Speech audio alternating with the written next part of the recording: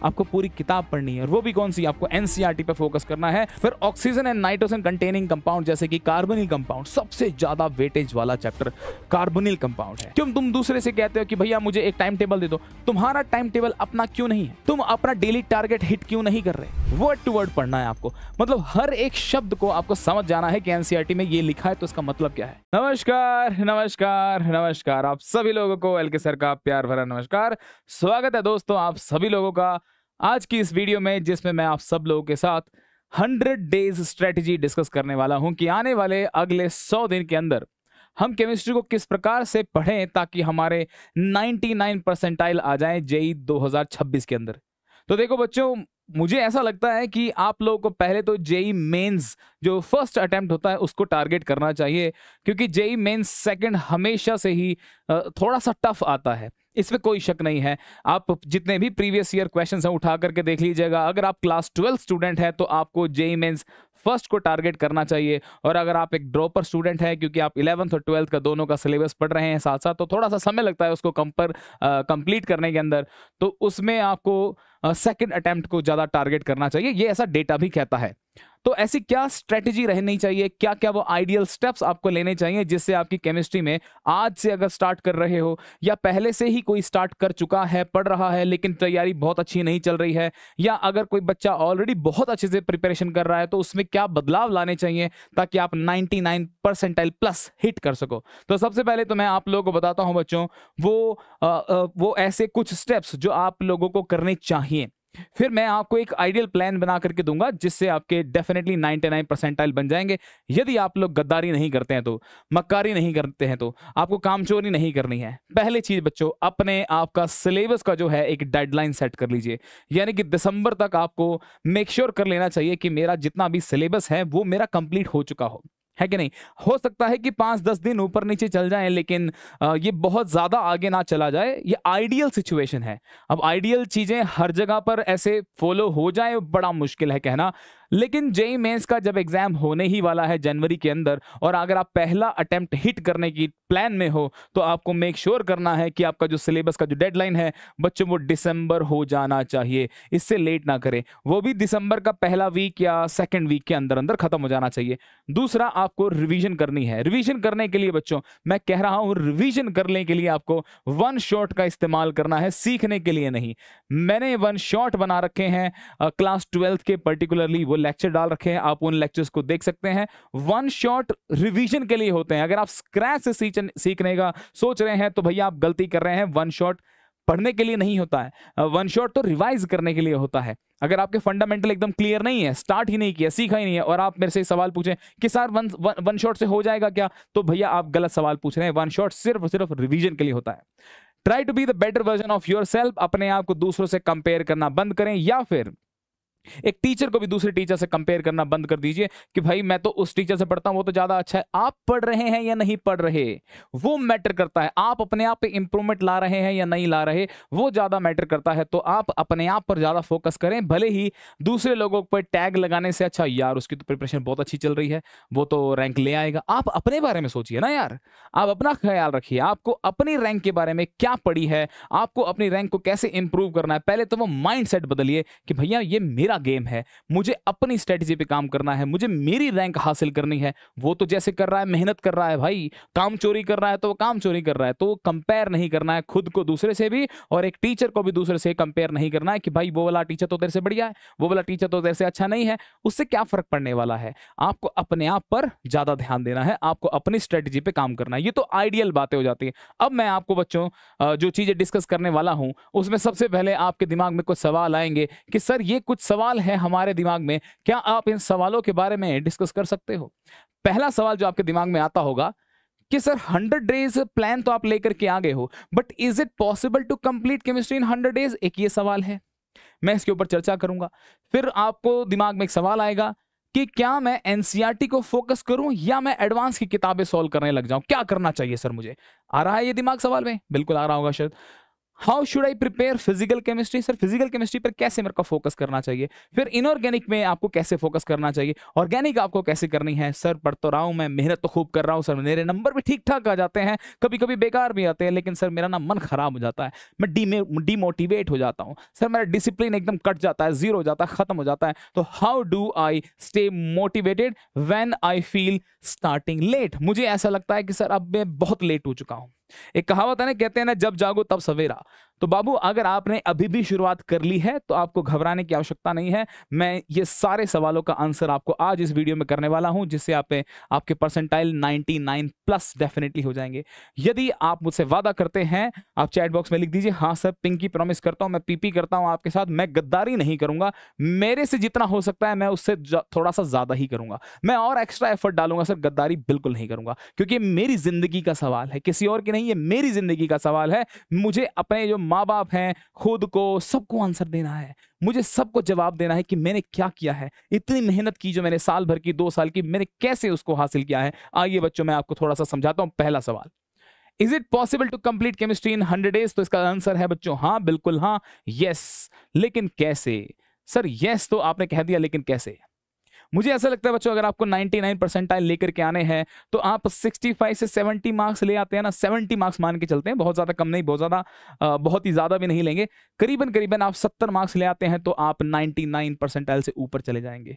करीबन आपको इस रेंज में मार्क्स लेकर के आना है, और ये जो रेंज है ना 60 से 80 मार्क्स वाले के लिए, आपको कुछ ज्यादा नहीं करना है, आपको सब्जेक्ट में पीएचडी नहीं करनी है। ध्यान रखिए, आपको एक ही टॉपिक को उधेड़ना नहीं है कि भैया मैं इसमें महारत हासिल कर लेता हूं, आपको एक ही पर्टिकुलर चैप्टर पे नहीं लगे रहना है, आपको पूरी किताब पढ़नी है, और वो भी कौन सी, आपको एनसीईआरटी पे फोकस करना है। और लास्ट 5 साल के कितने बच्चे, 5 साल के, 5 इयर्स के, 5 साल के आप अपने क्वेश्चन पेपर को उठा करके उसे कम से कम 2 टाइम्स, एटलीस्ट 2 टाइम्स निपटाएंगे।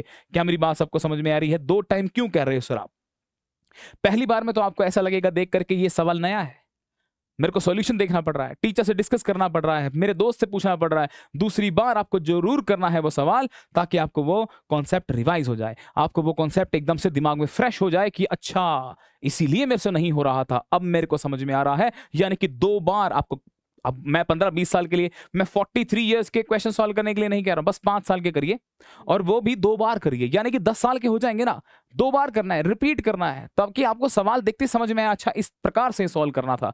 तो ज्यादा सवाल करने से अच्छा है उन्हीं सवालों को 2 बार कर लीजिए, इस बात से बहुत फायदा मिलेगा। अगर आप ये मेरी बात मान लेते हैं तो 100 डेज बहुत हैं, काफी ज्यादा हैं, बहुत सारे, अब देखिए ये भी चीज मान के चलिए, सर मैं तो डूड हूं, मैं तो सर 10 साल के करूंगा, मैं तो 15 साल के लिए करूंगा। भाई आपको सिर्फ केमिस्ट्री नहीं पढ़नी है, आपको फिजिक्स भी पढ़नी है, आपको मैथ्स भी पढ़ना है, आपके स्कूल के एग्जाम भी हो सकते हैं, साथ साथ आपके बोर्ड के एग्जामिनेशन भी आएंगे, आपके दूसरे और सब्जेक्ट भी हैं, सबको पैरेलल ये लेकर के चलना है। तो 5 साल के लिए मान के चलिए, एक्सपीरियंस से कह रहा हूं 5 साल के लिए बहुत है, लेकिन 2 बार करना है, 2 बार करना है। सर मजा आ गया, इससे तो हमको चीज समझ में आती है। दूसरे सवाल का भी आंसर कर दो sir, should I focus on NCERT या फिर मैं एडवांस बुक को लगाना शुरू कर दूं? मेरा मानना यह है अभी ऐसी स्टेज आ गई है कि अगले 100 दिन के लिए आपको मेंस को पहले टारगेट करना चाहिए। अगर आप जेईई मेंस को क्रैक कर लेते हैं, 99 से ऊपर परसेंटाइल भी अगर आपकी आ जाती है, तो आपको घबराने की आवश्यकता नहीं है। एडवांस के लिए तो आप क्वालिफाइड हैं ही हैं, लेकिन उसके बाद भी आपको करीबन 3 महीने मिलेंगे, आप प्रिपेयर कर सकते हैं। अब अगर आपने मेंस में अच्छी प्रिपरेशन करी है तो एडवांस के लिए आपको बस और अच्छे सवाल लगाने हैं। आपकी फंडामेंटल नॉलेज पक्का हो चुकी होगी, लेकिन अब आपको एडवांस के सवालों की प्रैक्टिस करनी है, थोड़ी सी और मेहनत करनी है। अब आप फोकस्ड हो जाओगे कि एडवांस ही है मेरी लाइफ में, इससे मैं आईटी चला जाऊंगा। पहले एक बार एनआईटी सिक्योर हो जाए, फिर मैं आईटी चला ही जाऊंगा। मेरी बात सबको समझ में आई? आइए इसके बारे में थोड़ा सा और बताता हूं कि इनऑर्गेनिक और ऑर्गेनिक के लिए मुझे क्या करना चाहिए। देखो दोस्तों, स्पेसिफिकली इनऑर्गेनिक और ऑर्गेनिक के लिए आपको पहले बेसिक्स पे कमांड करनी है, और उसके लिए एनसीईआरटी नॉन निगोशिएबल है। यानी कि एनसीईआरटी आपको 100% line to line, word to word आपको पढ़ना है, वर्ड टू वर्ड पढ़ना है आपको, मतलब हर एक शब्द को आपको समझ जाना है कि एनसीईआरटी में ये लिखा है तो इसका मतलब क्या है। अब आप ये सोचते हैं कि सर ये वाली लाइन इंपॉर्टेंट है क्या, ये वाली लाइन इंपॉर्टेंट है क्या? भैया अगर एनसीईआरटी के अंदर लिखी है तो हाँ डेफिनेटली वो इंपॉर्टेंट है और उससे सवाल बन सकता है। यही तो खूबसूरती है एनसीईआरटी की, कि एनटीए क्या करता है कि एनसीईआरटी की लाइनें ढूंढता है, वो चीजें ढूंढता है कि कहां से इस बार सवाल बनाओ। हर लाइन से सवाल बनता है, हर लाइन से सवाल बनता है, हर शब्द से सवाल बनाया जा सकता है। अब फिजिकल के लिए आपको क्या करना है भैया? फिजिकल के लिए आपको न्यूमेरिकल प्रैक्टिस करनी है, ज्यादा सवालों को सॉल्व किया करो, पढ़ने पे ज्यादा ध्यान मत दिया करो। थियरी आपने टीचर से सीख ली, मॉड्यूल से प्रैक्टिस लगाने शुरू करिए। आपके पास आपके कोचिंग के मॉड्यूल होंगे, PYQ तो है ही है, सबके पास है, नहीं है तो भैया गूगल पे सब कुछ अवेलेबल है, इतना कंटेंट है आज के जमाने में। फिजिकल केमिस्ट्री के लिए अपने टीचर पे ही डिपेंडेंट रहिए, मैं ऐसा मानता हूं। मैं ऐसा मानता हूं आपको न्यूमेरिकल ज्यादा से ज्यादा सॉल्व करने चाहिए। और एक बात मैं हमेशा कहता हूं कि सवालों को सिखाने के लिए सवाल ही है, थियरी नहीं सिखाती, सवाल सिखाते हैं आपको सवाल सॉल्व कैसे करना है, याद रखिएगा इस बात को। और फिलहाल के लिए एडवांस की किताबों को स्किप कर सकते हैं। खाली खरीद करके एक स्टैक बनाने से अच्छा है कि मैं ज्यादा से ज्यादा सवाल लगाऊं, PYQ करूं, जेईई मेंस के लिए मैं कॉन्फिडेंस को डेवलप करूं पहले और 99 परसेंटाइल को हिट करूं, उसके बाद मैं एडवांस के लिए प्रिपेयर कर ही लूंगा। फिलहाल के लिए मेरी आप लोगों से एक एडवाइस रहेगी कि अभी के लिए आप जेईई एडवांस की प्रिपरेशन के लिए थोड़ा सा मंद चल सकते हैं, थोड़ा सा स्लो चलिए, मेंस पर ज्यादा फोकस करिए। इन किताबों को फिलहाल आप होल्ड पे रख सकते हैं। फिर मैं बात करता हूं हमारे नेक्स्ट सवाल की कि sir how should I prepare physical chemistry in 100 days. Sir physical chemistry सबसे टफ लगती है, सवाल बनते ही नहीं है सर। तो इसका सर एक सटीक सा एक मुझे एक इलाज दे दीजिए, कैसे करना चाहिए। अगर मेरी बात मानेंगे तो फिजिकल केमिस्ट्री के सवाल आपके बनने लग जाएंगे। पहला आपको क्या करना है, सबसे पहले आप लोगों को बच्चों, सबसे पहले आपको एक फॉर्मूला शीट बनानी है। फॉर्मूला शीट आपकी खुद की अपनी होनी चाहिए, याद रखिएगा आपकी गर्लफ्रेंड खुद की होनी चाहिए। फॉर्मूला शीट यानी कि शॉर्ट नोट्स भी आपके अपने खुद के होने चाहिए, किसी से उधार मत मांगिए, कहीं से डाउनलोड मत करिए, आपके अपने होने चाहिए, ठीक है। उसके बाद आपको उसे डेली रिवाइज करना है, खाली बना नहीं लेना है, खाली बना करके ओ माय गॉड मैंने बना ली, ये रही मेरी किताब और रखी हुई है और धूल चढ़ चुकी है उसके ऊपर। भाई उसको रिवाइज कौन करेगा, उसे रिवाइज करना है और डेली रिवाइज करना है। फिजिकल केमिस्ट्री के फॉर्मूले की यही खासियत है, अगर आप उसे डेली 10 से 15 मिनट भी दे रहे हो ना, काफी है। 10 से 15 मिनट दे रहे हो काफी है। लेकिन अगर आपने 10-15 मिनट डेली नहीं दिए तो वो नाराज हो जाएंगे, और अगर वो फार्मूले नाराज हो गए तो फिर आप सवाल कैसे करोगे। जब तक फॉर्मूला नहीं पता तो सवाल नहीं बनने वाला, बात याद रखिएगा। दूसरा क्या है, आपको एनसीईआरटी में जितनी भी चीजें लिख के दे रखी हैं, जितने भी सवाल दे रखे हैं वो जरूर प्रैक्टिस कर रहे हैं। एनसीईआरटी का हर एक सवाल प्रैक्टिस कर लीजिए फिजिकल केमिस्ट्री के लिए, हर एक सवाल इन टेक्स्ट हो, सॉल्व्ड हो, कैसा भी हो।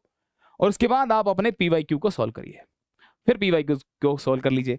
फिर इसके बाद आपको क्या करना है, हाई यील्ड जितने भी हमारे हाई वेटेज जो चैप्टर है ना, उन पे आपको ज्यादा ध्यान देना है। मैंने यहां पर क्या कर दिया है, फिजिकल, इनऑर्गेनिक, ऑर्गेनिक सभी के ही चैप्टर को एक साथ मैंने यहां पे लिख दिया है, सारे चैप्टर एक साथ लिख दिए हैं।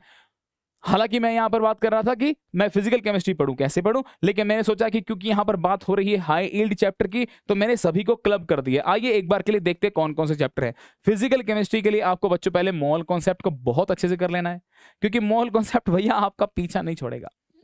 किसी भी चैप्टर में चले जाइए, मोल कॉन्सेप्ट पीछा नहीं छोड़ेगा। मैंने बहुत से बच्चे ऐसे देखे हैं, सर टफ से टफ चैप्टर कर लेता हूं, मोल कॉन्सेप्ट पहला चैप्टर पढ़ा था, इतना समय हो गया, साल भर हो गया सर पढ़ते पढ़ते, क्लास 12th में आ गया और सर क्लास 12th खत्म होने वाली है, मोल कॉन्सेप्ट में कॉन्फिडेंस ही नहीं आ रहा है, क्योंकि आप उसे हल्के में ले रहे हैं। हर जगह पर मोल कॉन्सेप्ट आपको देखने को मिलेगा। सवाल जरूर लगाइए दोस्तों, सवाल जरूर लगाइए, वेराइटी लगाइए इसकी। एटॉमिक स्ट्रक्चर पे ही सवाल लगाना है, बड़ा आसान सा लगता है मुझे। एटॉमिक स्ट्रक्चर में कुछ ज्यादा चैलेंज आपको नहीं आना चाहिए, तो ध्यान दीजिए, ये जरूर करना है। हाँ, थर्मोडायनेमिक मैं समझता हूं आपको इसे एक फंडामेंटल लेवल पे कर लेना है, उस फंडामेंटल लेवल पे तैयार करिए, बहुत ज्यादा इसमें मत घुसिए।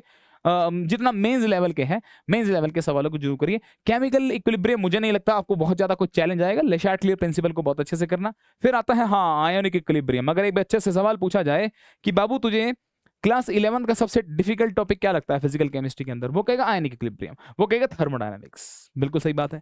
फिर मैं क्लास 12th के इलेक्ट्रोकेमिस्ट्री का मैं एक नाम लूंगा, क्योंकि ये भी एक अच्छे चैप्टर में गिना जाता है। इसका मैंने वन शॉट ऑलरेडी दे रखा है, अगर आपको देखना है तो आप प्लेलिस्ट चेक कर सकते हैं।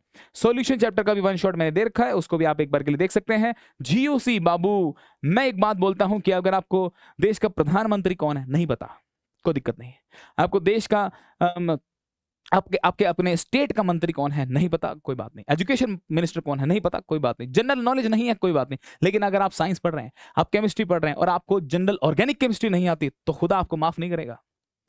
तो आपको केमिस्ट्री पढ़ने का कोई हक नहीं है, ऑर्गेनिक केमिस्ट्री पढ़ने का आपको कोई हक नहीं है। अगर आपको GOC नहीं आती तो भैया इस पे इतनी गजब की कमांड होनी चाहिए, इतनी जबरदस्त कमांड होनी चाहिए, महारत होनी चाहिए कि सवाल देखते ही तुरंत आपका आंसर आना चाहिए। फिर केमिकल काइनेटिक्स पर भी आपको अच्छा खासा ध्यान देना है बच्चों। केमिकल बॉन्डिंग पे भी, केमिकल बॉन्डिंग मतलब इनऑर्गेनिक की जान, इनऑर्गेनिक की जान। और ये है एक बेसिक्स जिससे ऑर्गेनिक केमिस्ट्री की शुरुआत होती है कि हाइब्रिडेशन क्या है, कैसे चीजें मिक्स हुई हैं, क्या हाइब्रिडेशन को मॉलिक्यूल में देख करके कैसे पहचाना जाता है। जब तक आपको हाइब्रिडेशन ढंग से नहीं आती, आपको केमिकल बॉन्डिंग नहीं मजा आएगा, आपको मजा ही नहीं आएगा। और मुझे लगता है इनऑर्गेनिक का सबसे इंटरेस्टिंग चैप्टर केमिकल बॉन्डिंग ही है। फिर बच्चों हाइड्रोकार्बन पर भी हर सवाल आते हैं। ये सारे के सारे वो चैप्टर हैं जिनसे लास्ट 5 सालों में करीबन 30 से 40 सवाल आए हैं या ज्यादा सवाल आए हैं हर बार।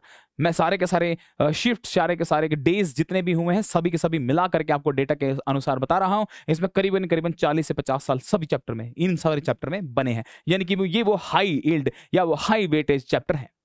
फिर बच्चों कोऑर्डिनेशन कंपाउंड भी इनऑर्गेनिक का एक चैप्टर है, बहुत ही खूबसूरत चैप्टर है, जबरदस्त इंटरेस्टिंग चैप्टर है। और उसके बाद बच्चों आपको ऑर्गेनिक केमिस्ट्री के अंदर जो हैलोजन कंटेनिंग कंपाउंड होते हैं, हैलोजन वाले, हैलोअल्केन, हैलोअरीन, इसके अंदर आप SN1, SN2, E1, E2 बहुत अच्छे से पढ़िएगा। फिर केमिकल काइनेटिक्स की मैंने बात करी है। यहाँ ये मुझे लगता है कि शायद अगर ऑर्गेनिक फिजिकल केमिस्ट्री की बात की जाए क्लास 12 की, तो सबसे आसान चैप्टर है ये, सबसे आसान चैप्टर में गिना जाएगा केमिकल काइनेटिक्स, क्योंकि इसके अंदर केमिस्ट्री सबसे कम है और मुश्किल इसलिए कहा जा सकता है कि उसके अंदर सिर्फ मैथ्स है। तो जिसको मैथ्स पसंद है उसको केमिकल काइनेटिक्स भी पसंद आएगा। फिर oxygen and nitrogen containing compound जैसे कि कार्बोनिल कंपाउंड, सबसे ज्यादा वेटेज वाला चैप्टर कार्बोनिल कंपाउंड है। अगर आपने इसको ढंग से कर लिया, यानी कि आपकी आधी से ज्यादा, या आधी से ज्यादा भी क्यों, पूरी की पूरी ऑर्गेनिक केमिस्ट्री आपकी मुट्ठी में है। यानी कि क्लास 12 का आपको क्या करना है, हैलोअल्केन हैलोअरीन चैप्टर को बहुत अच्छे से करिए। वही reaction, most of the reaction आपको repeatedly alcohol phenol ether chapter में नजर आएंगी। बहुत सारी रिएक्शन आपको एल्डिहाइड कीटोन कार्बोनिल चैप्टर के अंदर भी वो वापस देखने को मिल जाएंगी। पीरियोडिक क्लासिफिकेशन, मैंने पी ब्लॉक वगैरह या ब्लॉक की कोई बात नहीं की है यहाँ पे, क्योंकि पीरियोडिक क्लासिफिकेशन चैप्टर ही आपका इतना इनफ हो जाता है कि आपको अलग से S block, P block, D block करने की आवश्यकता नहीं पड़ती। मेजरली यहाँ से सवाल इलेक्ट्रॉनिक कॉन्फ़िगरेशन पे आ जाता है। तो अगर आपने इलेक्ट्रॉनिक कॉन्फ़िगरेशन को पीरियोडिक क्लासिफिकेशन चैप्टर में सीख लिया है तो बस आपकी ब्लॉक केमिस्ट्री भी हो जाती है। और अगर एक अच्छा टीचर है, पीरियोडिक क्लासिफिकेशन के अंदर ही काफी सारे कंपाउंड्स को भी करवा देता है, तो ये वाला चैप्टर बिल्कुल नहीं छोड़ना है आपको। तो यहाँ से आपको समझ में आ गया कि मुझे किस प्रकार से बाकी सारे फिजिकल केमिस्ट्री के साथ साथ कैसे मुझे इनऑर्गेनिक और ऑर्गेनिक को भी कंप्लीट करना है, कौन कौन से इंपॉर्टेंट चैप्टर पर मुझे ध्यान देना है। क्या मैं बाकी चैप्टर छोड़ सकता हूं? देखो, मैं नहीं कहूंगा कि आप बाकी चैप्टर छोड़िए, लेकिन ये वाले चैप्टर ऐसे आपके स्ट्रांग होने चाहिए कि इनसे सवाल देखा तो वो बक्का बक्का आपसे बनना चाहिए। अगर आप 99% परसेंटाइल की जिद करके बैठे हैं, मुझे 99% परसेंटाइल से ऊपर चाहिए, तो 100 दिन के प्लान में आप ये जरूर करिए। बाकी चैप्टर अगर दिन बचते हैं, अगर अभी भी आपके अंदर हिम्मत बचती है तो जरूर करिए, उन चैप्टर को भी जरूर करिए। फिर बात करता हूं बच्चों, how do I revise inorganic chemistry. Sir सबसे परेशान मुझे यही करती है, मुझे ऐसा लगता है कि इनऑर्गेनिक केमिस्ट्री से इंटरेस्टिंग कुछ नहीं हो सकता, क्योंकि यहाँ आपको पढ़ाने वाला इंसान अच्छा होना चाहिए। जब तक आप सब्जेक्ट में इंटरेस्ट डेवलप नहीं करेंगे तो फिर मजा नहीं आएगा। केमिकल बॉन्डिंग, पीरियोडिक प्रॉपर्टीज, ये अगर आपने अच्छे से नहीं पढ़े हैं तो बाकी चैप्टर आपको बोरिंग फील होंगे, आपको लगेगा सब कुछ याद करने का। हाँ, मैं मानता हूँ बहुत सारे फैक्ट्स हैं इसके अंदर, बहुत सारी चीजें हैं इसके अंदर जो याद करने वाली होती हैं, लेकिन वही तो प्रॉब्लम है, जो ये चीज याद रख लेगा। केमिस्ट्री जो एग्जाम पूछा जाता है उसकी डिमांड यही है कि आपके अंदर समझ कितनी है, और थोड़ी सी मेमोरी भी तो चेक करेंगे ना यार, थोड़ी सी मेमोरी भी चेक की जाती है। तो आपको करना क्या है बच्चों, आपको 1 पेज समरी बनाना है, 1 पेज समरी बनाना है हर एक चैप्टर का। उसके एक बुकलेट बना लो, नहीं तो दीवार पे लगा लो, जहां भी आपको अच्छा लगे, लेकिन उसको रिवाइज करना है, कंसिस्टेंटली रिवाइज करना है डेली बेसिस पे। आपको एनसीईआरटी के जितने भी एग्जाम्पल हैं वो सारे के सारे एग्जाम्पल, सारे के सारे। सर आप एनसीईआरटी पे इतना जोर दे रहे हो, क्या एनसीईआरटी बहुत जरूरी है? क्या बहुत जरूरी किताब है? रे बाइबल है भाई, बाइबल। एनसीईआरटी को नहीं छोड़ना है। एनसीईआरटी एंड तक बच्चा आते आते कहता सर एनसीईआरटी करूं क्या? अरे तुमने करी क्यों नहीं? एनसीईआरटी बहुत जरूरी है, आपका एग्जाम वहीं से बनने वाला है, जेईई मेंस का एग्जाम वहीं से बनता है। क्यों हल्के में लेते हो एनसीईआरटी को? गलती करते हो। एनसीईआरटी आज ही बच्चा कहता है सर एनसीईआरटी नहीं है, खरीद लो क्या? अरे मत खरीदो, अगर नहीं खरीदनी पीडीएफ है ना, पीडीएफ डाउनलोड करो यार। सर ओल्ड खरीदूं या न्यू खरीदूं, क्या फर्क पड़ता है उससे? सिलेबस है ना आपके पास, सिलेबस के अनुसार पढ़िए, क्या प्रॉब्लम है?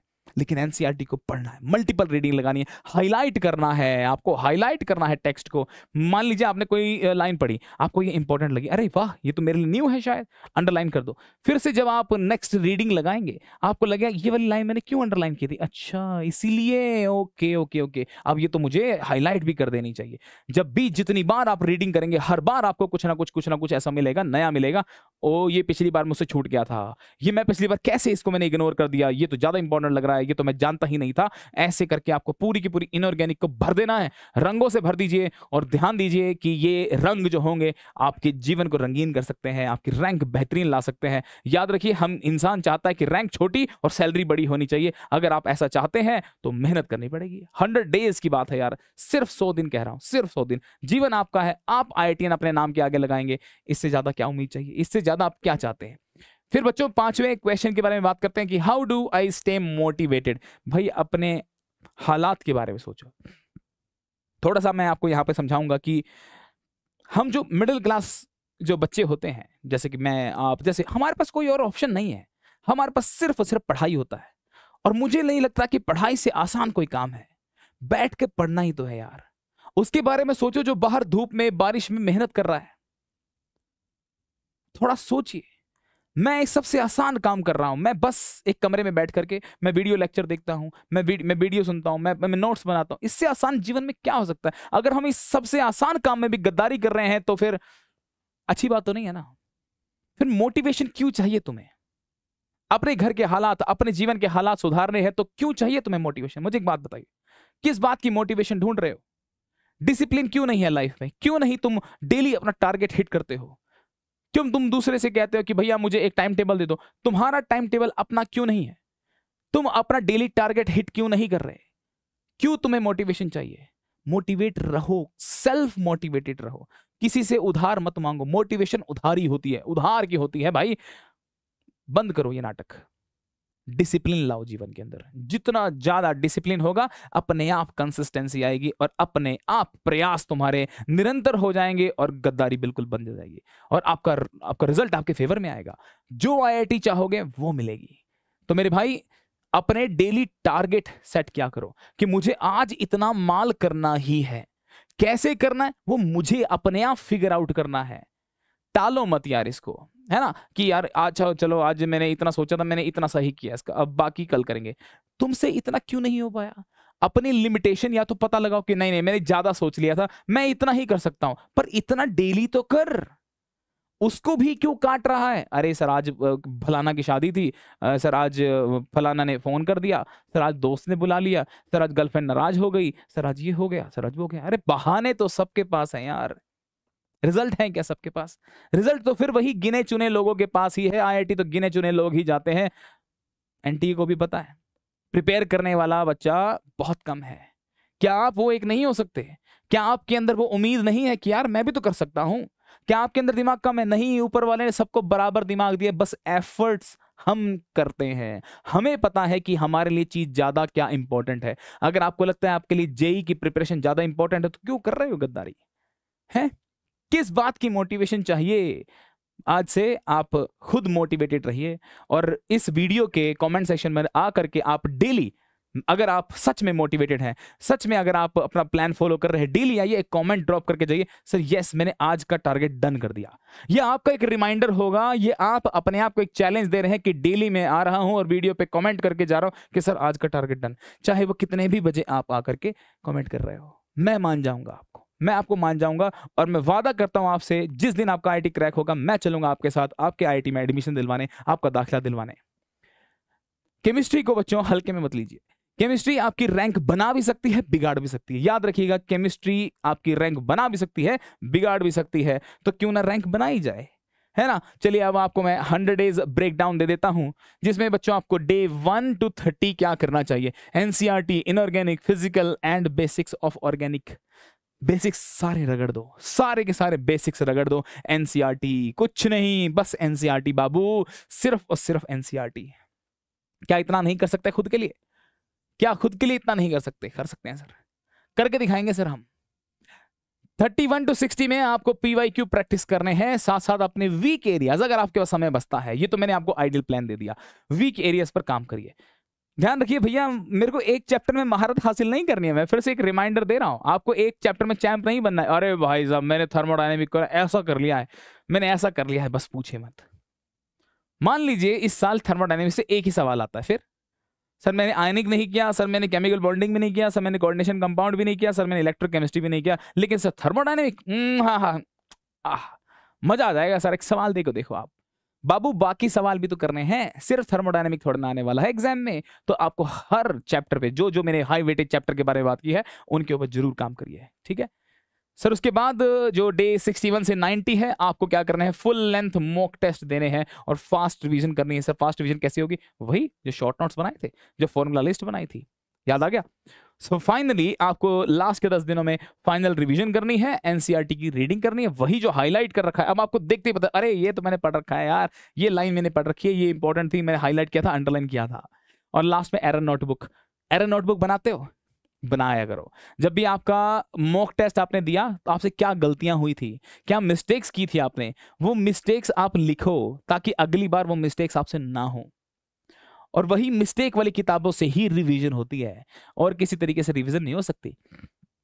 आपको क्या लग रहा है कि बार बार किताबें खोल के रीडिंग मार लेने से वो रिवीजन होती है? नहीं बाबू, हमको रिवीजन वो होती है कि मैंने पहले कहां गलती करी थी, मैं ताकि दोबारा वही मिस्टेक दोबारा ना करूं।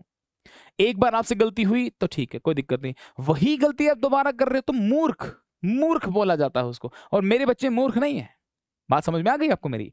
अच्छा सर, फिर एक बोनस टिप्स की भी बात कर लीजिए। लास्ट में आपको बनाता हूं बोनस टिप्स क्या होने चाहिए। भैया अगर आप जितना ज्यादा पढ़ने की कोशिश करेंगे, अपना सिटिंग टाइम बढ़ाइए। जहां आप 2 घंटे पढ़ रहे थे, आप बस 4 घंटे पढ़िए, 4.5 घंटे पढ़िए, 5 घंटे पढ़िए। स्मार्ट पढ़िए, फोन को दूर कर दो। सोशल मीडिया अगर आप इस्तेमाल कर रहे हो तो जुडिशियली करिए कि यार मैं यूट्यूब में लेक्चर देखने आया हूं, मैं यूट्यूब कोई कॉमेडी देखने नहीं आया, मैं यूट्यूब पे फलाना ढिमकाना करने नहीं आया, मैं चमकाना करने नहीं आया। तो बाबू उसका अच्छे से इस्तेमाल करो। यूज कर रहे हो तो रिड्यूस करिए, बहुत सटीक तरीके से उसका इस्तेमाल करना है। प्रैक्टिस ज्यादा से ज्यादा करनी है, पढ़ना कम है। न्यूज़पेपर नहीं बनाना है किताब को न्यूज। अरे अच्छा, वाह क्या बात है, ये तो बढ़िया लिखा हुआ है यार, अंग्रेजी अच्छी लग रही है, बढ़िया बढ़िया, लिखने वाले ने काफी अच्छा लिखा है। हट, ऐसे नहीं करना है।